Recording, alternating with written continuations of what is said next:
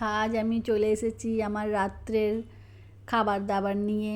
আজ রাত্রে আমার মেনুতে ছিল লুচি, বাঁধাকপি, আলু, টমেটোর, কড়াইশুঁটির একটা চচ্চড়ি বা তরকারি, আর সাথে ছিল বেগুন ভাজা আর গরম গরম গুড়ের রসগোল্লা। শীতকালে গরম গরম গুড়ের রসগোল্লা খেতে ভীষণ ভালো লাগে।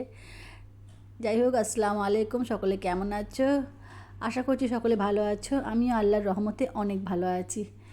এই আমার বাঁধাকপি রান্না আমি শুরু করছি। কড়াইতে সর্ষের তেল দিয়ে সেই তেল ভালোভাবে গরম হলে পরে তাতে আমি তেজপাতা ফোড়ন দেব আর পেঁয়াজ কুচো দেবো। পেঁয়াজ ভালো করে ভাজা হয়ে গেলে পরে তাতে আমি গোলা মশলা দেব। এই মশলা গোলার মধ্যে ছিল আদা রসুন বাটা, লঙ্কার গুঁড়ো, হলুদের গুঁড়ো, জিরের গুঁড়ো, ধনের গুঁড়ো। মশলা ভালো করে কষে তাতে আমি আলু কুচো আর টমেটোর কুচো দেবো। সেগুলোকে ভালো করে নেড়ে চেড়ে আমি বাঁধাকপি কুচোগুলো দেবো। বাঁধাকপি কুচোগুলো দিয়ে তাতে আমি নুন দেবো, চিনি দেবো। আর টমেটোর তো আগে থেকে দেওয়াই ছিল। কড়াইশুঁটি ছড়িয়ে ভালো করে কষে ঢাকা দেবো। এই আমার রান্না হয়ে এসেছে। তাতে আমি ধনেপাতা কুচো ছড়িয়ে আমার রান্না শেষ করলাম, তরকারি শেষ করলাম। অপরদিকে ময়দা মাখা হচ্ছে। ময়দাতে নুন আর সাদা তেল আর ঈষৎ উষ্ণ গরম জল দিয়ে ময়দাটা ভালো করে মেখে নিতে হবে। ময়দাকে যত ভালো করে মাখা হয় লুচি তত নরম থাকে আর তার সাথে ফুলকো হয়। এই যে ময়দা মাখা হচ্ছে আর ময়দা মাখা চলছে। ময়দা ভালো করে মেখে নিয়ে আমি একটা একটা করে লুচির জন্য লেচি তৈরি করে রাখবো। ময়দা মাখা চলছে, আমার লেচি তৈরি করা হয়ে গেছে।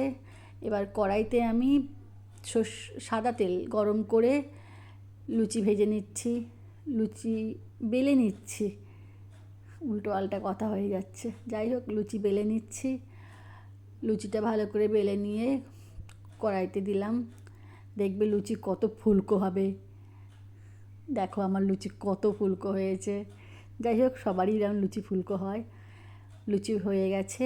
অপর দিকে আমি বেগুনটাকে ভালো করে ধুয়ে কেটে নিচ্ছি।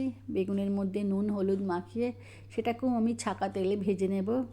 আমার রাতের মেনু কমপ্লিট হয়ে গেল। এই যে বেগুনটাকেও ভাজার পর্ব চলছে। তোমরা সকলে আমার ভিডিও দেখো, আমার পাশে থেকো, আমার চ্যানেল সাবস্ক্রাইব করো আর আমার ভিডিও লাইক করো, কমেন্ট করো, শেয়ার করো। আমার পাশে থেকো। তোমরা ভালো থেকো, সুস্থ থেকো। আমার চ্যানেল সাবস্ক্রাইব করো। আল্লাহ হাফিজ।